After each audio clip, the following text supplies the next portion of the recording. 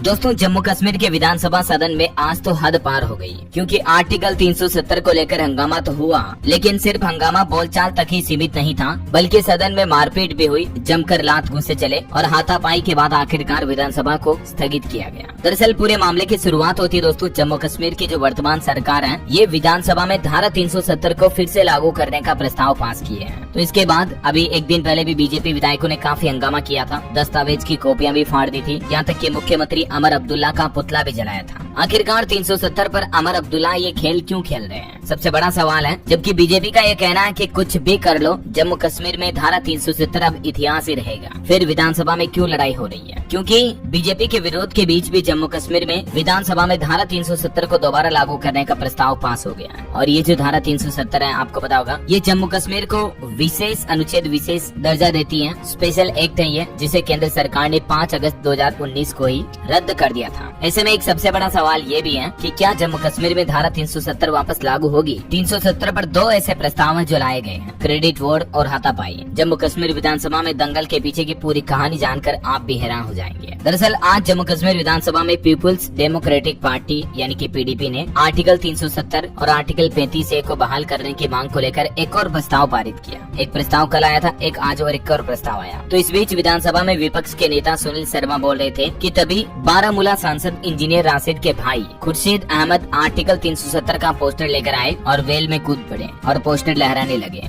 बस फिर क्या, देखते देखते हंगामा सा खड़ा हो गया और इस पोस्टर पर पूरा संग्राम सा छिड़ गया। एआईपी के एक विधायक ने पोस्टर लहराया तो बीजेपी के विधायकों ने पोस्टर छीन लिया। 370 वाले पोस्टर को छीनकर फाड़ डाला। एनसी और टीडीपी के विधायक भी साथ आ गए। दोनों ओर से विधायकों में हाथापाई हुई, मतलब बच्चों की तरह तेज झगड़ा करने लगे, लड़ने लगे। अब देखिए राजनीति हो रही है, क्या हो रहा है। इस मुद्दे पर पीडीपी विधायक वाहिद पारा ने भी कहा कि हमने आज विधानसभा में 370 को लेकर प्रस्ताव रखा है। हमारी कोशिश है कि आर्टिकल 370 और 35A को जल्द से जल्द बहाल किया जाए और इन्हें इनके मौजूदा स्वरूपों में बहाल किया जाना चाहिए। खैर इस पर दोस्तों आप बीजेपी का क्या कहना है, तो देखिए आप, बीजेपी नेता स्मृति ईरानी ने प्रेस कॉन्फ्रेंस की और कहा कि अनुच्छेद 370 हटने के बाद जम्मू कश्मीर में आतंकी घटनाएं कम हुई है और शांति बहाली हो सकी है। मैं ईडी अलायंस के सभी नेताओं से पूछना चाहती हूँ कि अनुच्छेद 370 हटाने के बाद आदिवासी समाज को जो अधिकार मिले, क्या कांग्रेस और इंडी अलायंस आदिवासी समाज के उन अधिकारों के खिलाफ है? क्योंकि कहीं न कहीं देखा जाए तो कांग्रेस और इंडी गठबंधन जो है वो जम्मू में 370 वापस लागू करने का प्लान कर रहे हैं, है ना। तो दोस्तों आज भी धारा 370 पर विधायकों के बीच काफी ज्यादा मारपीट हुई। भाजपा के 3 विधायक घायल हो गए, मार्शलों ने बाहर निकाला। स्पीकर बोले कि ये कोई मछली मंडी नहीं है। ये तस्वीरें देखकर आप क्या कहोगे दोस्तों, ये क्या राजनीति का तरीका है या क्या सही तरीका है? जम्मू कश्मीर के विधानसभा सदन की ये तस्वीरें हैं और कई बार हमें इस तरह की तस्वीरें देश के संसद भवन में, लोकसभा राज्यसभा सदनों में भी देखने को मिलती है, जो कि बड़ी शर्मनाक है वाकई में। आर्टिकल 370 पर विधानसभा में बवाल हुआ तो मुख्तार अब्बास नकवी ने भी कहा कि 370 किलोमीटर नीचे